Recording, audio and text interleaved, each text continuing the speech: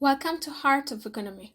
Today, I'm going to ask you a question that sounds simple on the surface but goes much deeper than you think. Why are housing prices so expensive? Maybe you think you know the answer. Demand is high, supply is low. Construction costs have risen. There is migration pressure. Those answers sound logical, don't they? But let me ask you this. If New York, Los Angeles, Miami, Austin, and San Francisco, cities with completely different financial ecosystems, are all experiencing this crisis at the same time, is it really just about supply and demand? If it were only about supply and demand, why would cities under different states, different governments, and different policies show the exact same picture at the same time? Maybe this isn't a neighborhood issue. Maybe it's not your city's problem at all. Maybe this is a financial system problem. And maybe this crisis isn't even really about houses. Maybe this is part of a much larger financial wealth operation silently rewriting your life. And you need to understand this. If that's true, this crisis isn't just buying up the economy. It might be buying your future. Across the United States, you keep hearing the same sentence. Buying a home has become financially impossible. In New York, young people laugh when they hear the word mortgage. In Miami, rents have soared to twice the average income. In San Francisco, the middle class is packing their bags and leaving. And what do? We blame our local governments. We target local housing policies. But here is the critical question. If this were just a local issue, how could cities under different financial regulations and opposite political leadership all face the same crisis simultaneously? Here is where the curtain starts to lift. The problem isn't in your city, it is in the financial system. And the biggest structural transformation the system has made is this: housing is no longer shelter. Housing has become one of the most powerful assets in the American financial markets. A home is no longer a home. It's a line item on Wall Street's balance sheet. What is sanctuary for you is just a number in someone's financial portfolio.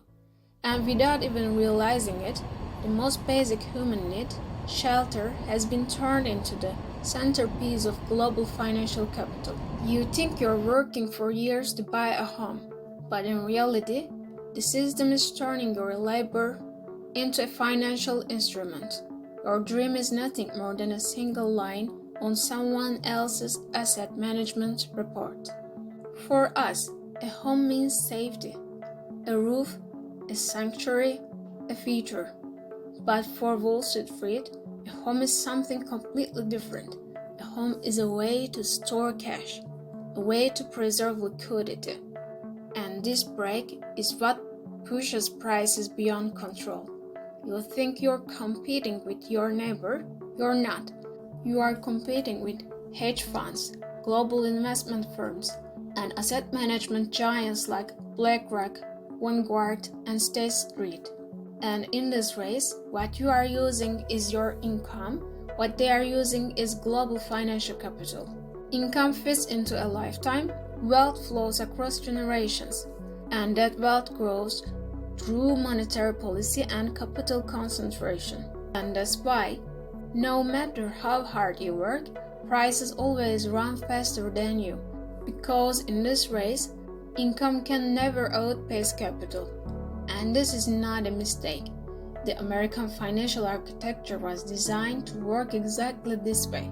Simple rule: when you give liquidity to the wealthy, that liquidity doesn't flow into needs, it flows into assets, homes, land, equities.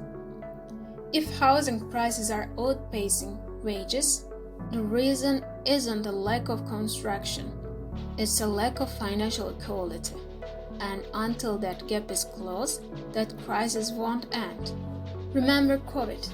America went silent. The Federal Reserve said, "We are going to save the economy," and trillions of dollars were printed. monetary stimulus surged to unprecedented levels in history. Did that money go into your pocket? Or did you watch as Wall Street broke records and the housing market exploded? Here is the truth no one wants to talk about. COVID wasn't just a health crisis. It was the largest silent financial wealth operation in modern history. The money didn't trickle down, it moved up. And it stayed there.